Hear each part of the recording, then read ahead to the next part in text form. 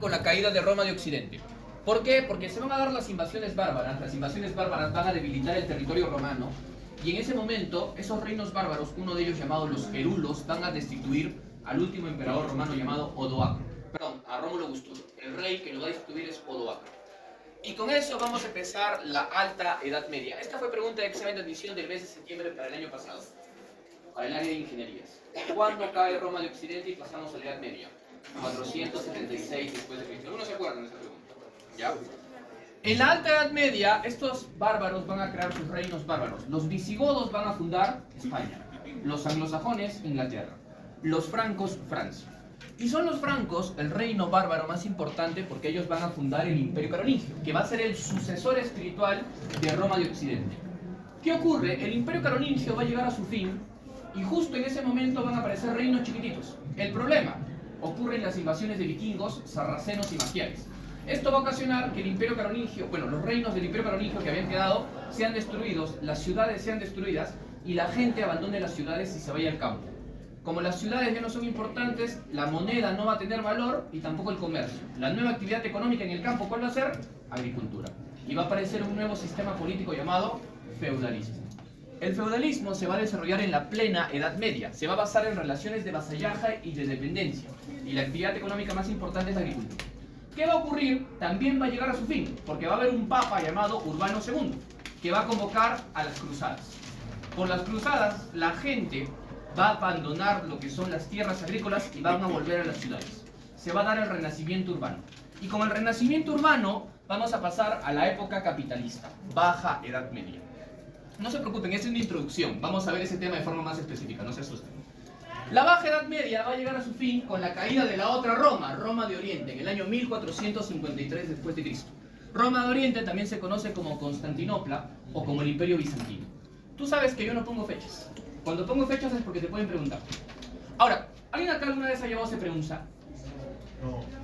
No sé si sepan, pero algo bastante común es que los que mandan las preguntas de ordinario se copian las preguntas de Preunza. Por ejemplo, en el último examen vino una pregunta para sociales que decía: ¿cuál fue el acto de corrupción del presidente Alejandro Toledo? ¿Sí? La carretera interoceánica. Salieron unas noticias hace un mes, no está chistoso. Ya hace un mes, antes del examen de admisión, en Preunza mandaron la misma pregunta. Por Odebrecht, el presidente Alejandro Toledo se vio inmiscuido en el acto de corrupción de la carretera interoceánica. ¿Qué ocurre? Antes en el Banco Preunza no colocaban el cambio de Edad Media a Edad Moderna con la caída de Roma de Oriente, sino con el descubrimiento de América, en el año 92. Ya, pues por eso a veces lo vas a encontrar con esta fecha y a veces lo vas a encontrar con el descubrimiento de América. Te aviso. Hablemos de los francos. La cosa es que cuando los francos fueron a las Galias, Galias es como se le conoce anteriormente a Francia, por eso pues a la selección francesa se le conoce como la selección gala, o los galos. Bueno, ahí van a llegar distintos reyes. Uno de esos reyes es Meroveo, pero él solo va a ser un gobernante de una zona de las Galias. Cuando muere Meroveo, va a entrar su hijo Clodoveo. Clodoveo lo que va a hacer es volverse el primer rey de los francos. ¿Por qué? Porque los va a unificar. Los va a unificar. Y no solo los va a unificar, sino que los va a cristianizar. ¿Por qué los cristianiza? Porque en esa época era bastante común los golpes de estado. Y Clodoveo lo que va a hacer es cristianizarlos y crear su dinastía, la dinastía merovingia, en honor pues a su padre. ¿Por qué hace eso? Porque va a hacer una alianza con la iglesia. La iglesia va a santificar su dinastía y a cambio Clodoveo va a proteger a la iglesia dentro de Francia. ¿Por qué esto es importante? Porque tras esta alianza va a aparecer lo que se conoce pues como el derecho divino. ¿Qué es el derecho divino? Que el rey es rey porque Dios así lo quiere. Si tú vas en contra del rey, vas en contra de Dios. Lo malo es que nadie podía sacar del poder esta dinastía merovingia, porque estaría yendo en contra de Dios. El problema es que los gobernantes que van a venir no son buenos gobernantes. Es más, va a venir un periodo que se conoce como los reyes holgazanes. Childerico I, segundo y tercero. Dime.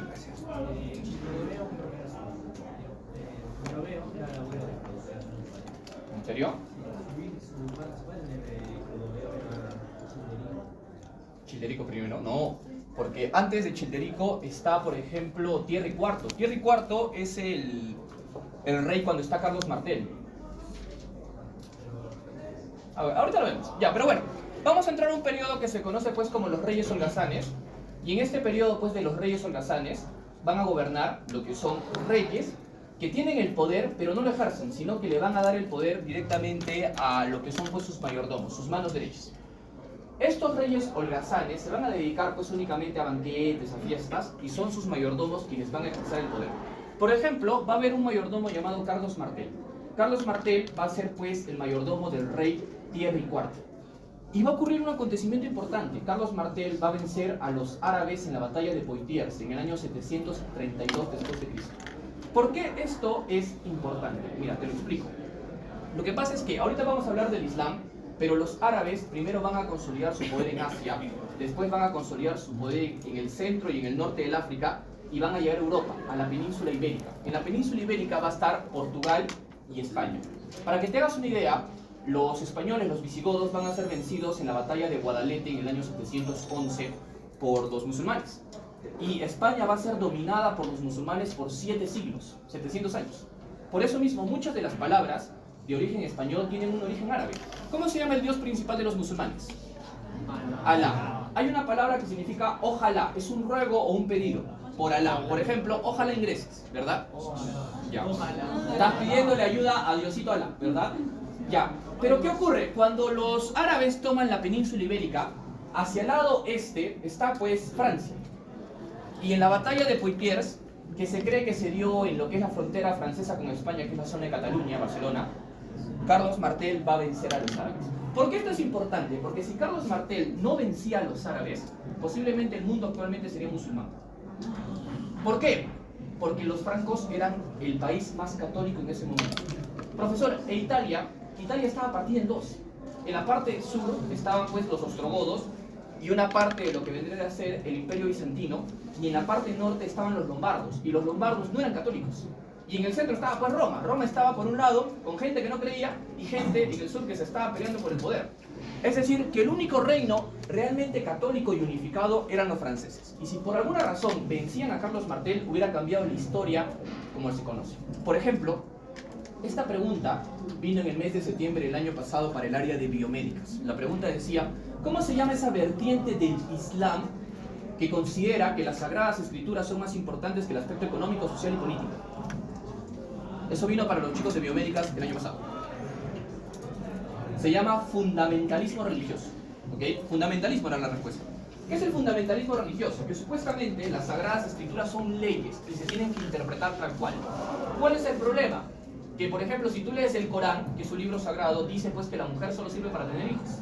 Dice que la mujer no puede opinar salvo su esposo le dé permiso. Y si opinaba, sin permiso, el esposo tenía derecho a castigarla, golpearla. También decía que la mujer no puede mostrar su cuerpo a otra persona que no sea su esposo. Si lo hace, va a morir apedreada. Y por ejemplo, te voy a contar un caso de un país fundamentalista, porque eso es solo una vertiente. En Irán, hace poco, ocurrió un caso bastante cruel. Una mujer había sido violada. Y esa mujer fue pues a lo que era la policía a denunciar, y los propios policías golpearon a la mujer hasta dejarla al borde de la muerte. Esto causó pues revueltas a nivel mundial, y sobre todo en Irán, tanto así que el capitán de la selección de fútbol iraní reclamó cómo es posible que traten así a las mujeres, y Irán le dio pena de muerte. Felizmente no lo mataron, tuvo que huir. Ese es el fundamentalismo. Esa va a ser una vertiente radical del Islam. Es decir, que si Carlos Martel no hubiera ganado, las mujeres no estarían acá, estarían en sus casas. Agradecele a tu causa, Carlos Martel. Bueno, los hombres tendrían barba.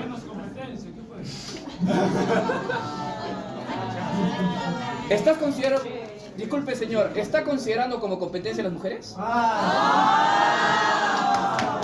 ¿Qué pasó? Mi respeto, aumento. Ya, pero, mira, va a morir Carlos Martel y va a venir su hijo Pipino el Breve. Pipino el Breve. Mira, Pipino el Breve, lo que va a hacer es derrocar al último rey holgazán, que es Childerico III, y se va a quedar con el poder. Pero había un problema. ¿Cuál es el problema? De que su dinastía merovingia estaba santificada por la iglesia. ¿Qué es lo que va a hacer, pues? Pipino el Breve va a pedir a la iglesia que reconozca lo que es su dinastía como también una dinastía oficial por la iglesia, la dinastía carolingia. La nombra así, pues, en honor a su padre Carlos Martel. ¿Ok? Y esta alianza con la iglesia, esta nueva alianza de la dinastía carolingia, sobre todo se va a ver acá con Carlomagno. Ahora, ¿por qué le decían el Breve? Lo que pasa es que hay dos explicaciones. La explicación es de que él solo gobierna 3 años, desde el año 758 hasta el año 761. Se muere bastante rápido y va a entrar su hijo Carlomagno. Pero esa no es la verdadera explicación, porque ya lo llamaban breve desde mucho antes. Breve es un término latín. Ustedes son breves, por ejemplo. ¿Qué significa breve? Enano. Imberbe. Imberbe. Pequeño. Ya. Si mides menos que el promedio mundial, eres pequeño. El promedio mundial de los hombres es 1,77 m. 1,69 m. Ya. Ya. ¿Qué pasa? Se va a morir, pues, Pipino, y va a entrar su hijo Carlomagno. Y Carlomagno va a fundar el imperio carolingio. Mira, Carlomagno va a ayudar a distintos papas para consolidar su poder en Italia. Uno de ellos, por ejemplo, es el Papa Adriano. Pero el aspecto más importante va a ser con el Papa León III. A medida que el imperio carolingio se va a ir expandiendo, va a abarcar los países de Francia, Italia, Alemania. Lo que vendría a ser la parte este-norte de lo que es España, va a abarcar los países de Suiza, Austria y una parte de Bélgica. Es decir, que va a abarcar casi 7 países modernos. Y es por eso que León III, al ver pues que ha sido defendido por Carlomagno y además Carlomagno le ha entregado lo que se conoce como estados pontificios. Un estado pontificio es un estado de la iglesia. Por ejemplo, un actual estado pontificio es el Vaticano, pero Carlomagno no se lo da. Estamos hablando de la época donde se encontraba el Vaticano era en Roma, ¿okay? El punto central de la religión católica era Roma. ¿Y qué pasa? El Papa León III lo va a coronar emperador de Roma de Occidente. Es más, se va a llamar Carlo Augusto, emperador del Sacro Imperio Romano de Occidente. Pero igual se llama Carlomagno, el emperador del Imperio Carolingio, ¿ok? Y él va a gobernar mediante lo que se conoce como las leyes capitulares, van a ser como decretos reales. Ahora, ¿cómo se van a presentar esas leyes capitulares? Se van a reunir distintos funcionarios, distintos nobles, y cuando se reunían estos funcionarios y se creaban las leyes capitulares, se conocían como los Campos de Mayo. ¿Cómo era la estructura política del Imperio Carolingio? Si bien el reino de los francos se desarrolla inicialmente en Francia, la capital, Aquisgrán, va a estar en Alemania. En la parte de arriba va a estar el emperador, la máxima autoridad del Imperio Carolingio, sobre todo Carlomagno. Debajo de él va a estar el chambelán. ¿Quién es el chambelán? Su mano derecha. Va a ser su consejero. Así como los mayordomos en esta época, el chambelán lo que va a hacer es presidir la corte del palacio. La corte del palacio va a estar compuesta por el chambelán, a veces por el emperador, el canciller. ¿Quién va a ser el canciller? El secretario. El mariscal, la máxima autoridad militar de un imperio. Por ejemplo, mariscales conocidos en el Perú, Mariscal Castilla, Mariscal Andrés Sabino Cáceres. Es el máximo rango militar de la infantería. Y por último, el noble del territorio. ¿A qué se refiere, profesor? Lo que pasa es que si bien la capital era un lugar fijo, la corte del palacio se movía. Es decir, que a veces iban a reunir en Roma, en Ravenna, en Milán, en París, en Berlín, en Múnich, ¿entiendes? Se van a ir cambiando. Y se invitaba pues al noble del territorio para que dé su opinión. ¿Y quiénes van a ser esos nobles del territorio? Lo que pasa es que Carlomagno va a crear lo que se conoce como una burocracia estatal. ¿Para qué? Para tener una mejor administración. ¿Qué es burocracia? Y a ver, ¿qué es gracia? Buró. Buró. Buró. Claro, pues buró es mesa, es escritorio. ¿Qué es la burocracia? El poder de las mesas o el poder de los escritorios. El poder de los funcionarios públicos. Te lo explico. ¿Quién ha sacado su DNI recientemente? Cualquiera, pues el azul o un amarillo. Cuando tú vas a la RENIEC a sacar tu DNI, primero vas a ir a una zona donde te van a tomar la foto y te van a confirmar las huellas dactilares. Después vas a ir a ventanilla, van a volver a corroborar tus datos y después de eso te van a dar un papel para recoger tu DNI. Y después vas a la UNSA RENIEC a sacar tu DNI, ¿cierto? 3 personas para que te entreguen tu documento. Ahora, por el otro lado, para que te hagas una idea, por el otro lado, vamos a ver que existen muchas formas de burocracia. Por ejemplo, cuando ustedes ingresen a la universidad, si es que ingresan, la primera matrícula nunca se olvida porque es un trámite totalmente engorroso. Para matricularte, primero vas a tener que descargar tu ficha de inscripción. Después, con tu ficha de inscripción, vas a ir a la Casa Verde, la vas a mostrar y en la Casa Verde te van a pedir los siguientes documentos. Te van a pedir certificado de estudios. Te van a pedir, en mi época pedían, pero creo que ya no, partida de nacimiento o copia de partida de nacimiento. Te van a pedir declaración jurada. Te van a pedir antecedentes policiales y penales. Ya fueron ya.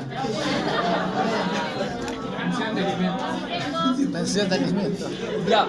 Después de eso, te van a corroborar todo y te van a mandar a lo que es la UNSA de sociales a que te tomen tu foto en el estadio.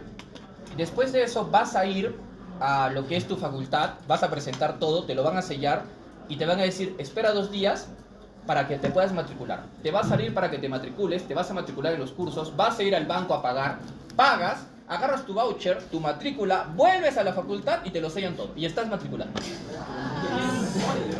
Esa es burocracia, pues. Eso es cuando distinto... Claro, después del segundo semestre ya todo es virtual. Solo la primera matrícula es la que cuesta. O sea, la que cuesta hacer pues todo el trámite, porque tienes que presentar todos sus documentos. Ya, y mira. Y en este caso, lo que va a hacer Carlomagno es crear una burocracia estatal, es decir, funcionarios públicos, para que le ayuden a administrar. ¿Qué es lo que va a crear? Un sistema en el cual le va a entregar tierras a lo que son nobles, van a ser sus vasallos, y esos vasallos van a administrar la tierra por él. Se va a crear lo que son este sistema. Imagínate que este es el Imperio Carolingio, ¿ok? Se va a crear lo que son los condados. Te pongo un ejemplo. Imagínate que el Imperio Carolingio va a ser el Perú, ¿ya? ¿Qué sería un condado? Una provincia interior. Por ejemplo, Arequipa ciudad, Camaná, Mejía, Mollendo, ¿entiendes? Van a ser provincias chiquititas dentro del Imperio Carolingio. ¿Qué van a ser los ducados? Conjunto de provincias interiores. Por ejemplo, Arequipa región, Cusco región, Lima región. ¿Entiendes? ¿Y qué van a ser las marcas? Provincias fronterizas militarizadas. Es decir, se van a encontrar en las fronteras del territorio del Imperio Carolingio y van a servir para proteger de un posible ataque enemigo. Por ejemplo, ¿cuáles son nuestras fronteras peruanas? En el sur con Chile tenemos Tacna. Por ejemplo, con Bolivia tenemos Desaguadero y en el norte tenemos, pues, lo que es Tumbes, ¿cierto? Ya, pues, esas fronteras tienen que tener bases militares para protegernos de un posible ataque. Estas van a ser las marcas. Y esto, pues, va a ser el origen de los condes, los duques y los marqueses, nobles que regentan territorios, ¿entiendes? Ahora, esta burocracia estatal, el problema es que le estás entregando mucho poder. ¿Qué pasa si abusan de su poder? Por eso se va a crear un sistema llamado los Misi Dominici. ¿Cómo se llama el que todo lo ve en el Tahuantinsuyo? El Tucurricuy. El Tucurricuy, ya. Los Misi Dominici van a ser los Tucurricuy del Imperio Carolingio. Van a ser 2 personas, un sacerdote y un laico, y estas personas van a ir pasando de zona en zona para corroborar que estos funcionarios públicos estén haciendo bien su trabajo. ¿Entiendes? ¿Está claro?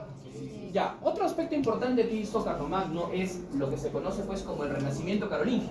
Esto es una reforma educativa. Carlomagno se dio cuenta de algo. ¿Cómo van a ser los sucesores de Roma de Occidente si la gente es ignorante? Y es por eso que va a ser una reforma educativa. Para que tengas una idea, el propio Carlomagno no sabía ni leer ni escribir. Y era el emperador. Y después aprende. ¿Y qué es lo que va a hacer? Él va a traer, por ejemplo, distintas personas, distintos sabios de distintos países para que se encarguen de hacer esta reforma educativa. El más importante va a ser esta persona de acá llamada Alcuino de York. Él es un anglosajón, o sea, de Inglaterra. Y él va a hacer una reforma educativa junto al Imperio Carolingio. Esta reforma educativa se va a basar en crear escuelas. La primera escuela es la escuela lapatina, para enseñar a los nobles. ¿Qué se les va a enseñar acá? Se les va a enseñar teología, latín y burocracia, administración. Escuelas conventuales. Acá se va a preparar a los sacerdotes. Se les va a preparar en lo que se conoce como las 7 artes liberales. Te voy a explicar. A partir de este momento, la iglesia se va a encargar de la educación de todo. A partir de este momento, en la Edad Media, la iglesia se va a encargar de enseñarle a las otras clases sociales. Por ejemplo, ¿cómo se llama la universidad que quieres postular? Ya, ¿qué significa UNSA? San Agustín. Universidad Nacional Mayor de San Marcos, Universidad Nacional San Antonio de Abad, Universidad Católica de Santa María, Universidad Católica de San Pablo, Pontificia Universidad Católica del Perú, San Luis de Gonzaga de Ica. Es decir, que todas ellas tienen nombres de santos o católicos. ¿Por qué? ¿Porque son una piola? Sí, pero también porque la iglesia se va a encargar de fundar las primeras universidades de la historia. Y esto se va a dar porque en el Imperio Carolingio se le va a dar lo que se conoce el poder y la potestad a los sacerdotes de enseñar, ¿entiendes? Y todo inicia pues con las 7 artes liberales. Estas 7 artes liberales se van a dividir en 2 ramas. La primera rama se conoce pues como el trivium. ¿Qué es el trivium? Es la rama de las letras o el lenguaje. Gramática. ¿Qué es gramática? El arte de escribir. Retórica. El arte de hablar. Te pongo un ejemplo. ¿Ya han hecho emancipación? O sea, independencia.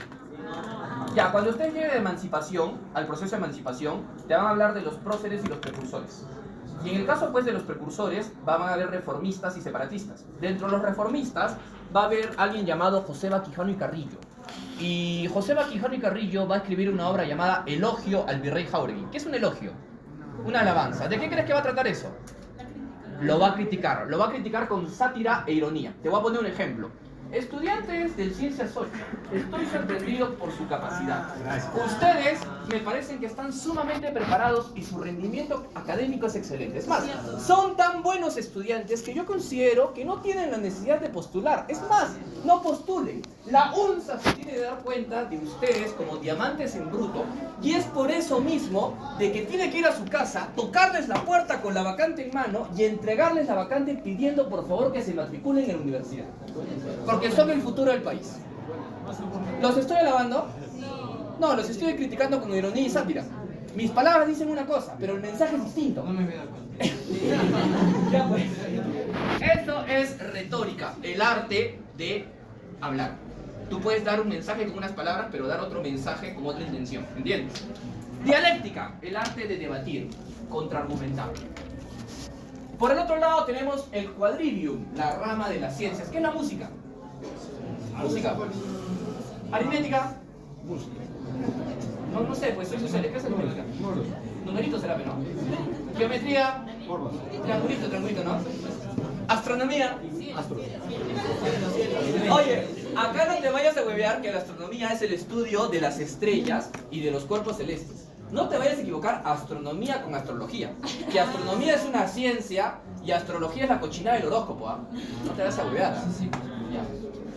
¿Por qué llega a su fin este imperio? Si te percatas, este imperio es el imperio de un solo hombre, Carlomagno. Cuando muere Carlomagno va a entrar su hijo Ludovico Pío.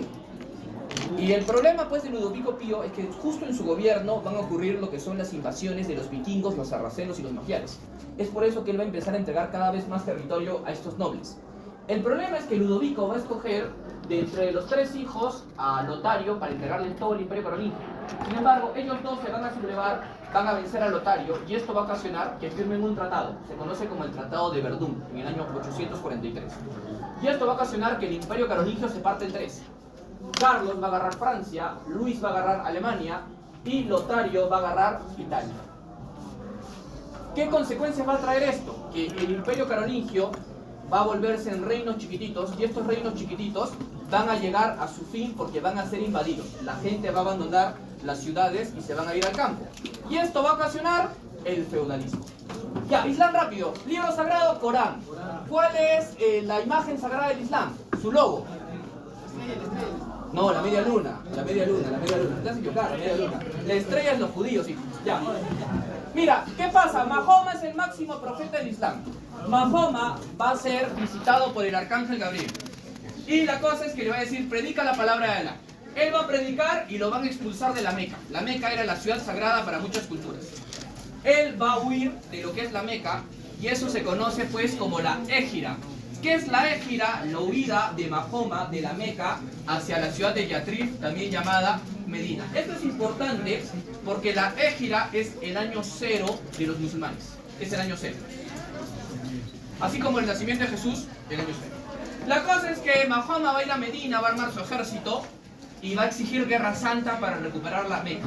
Eso se conoce como el... Uy, ya sabía que me había olvidado. Está al revés, es yihad. Cambia, yihad. Es yihad, no es yahid, es yihad.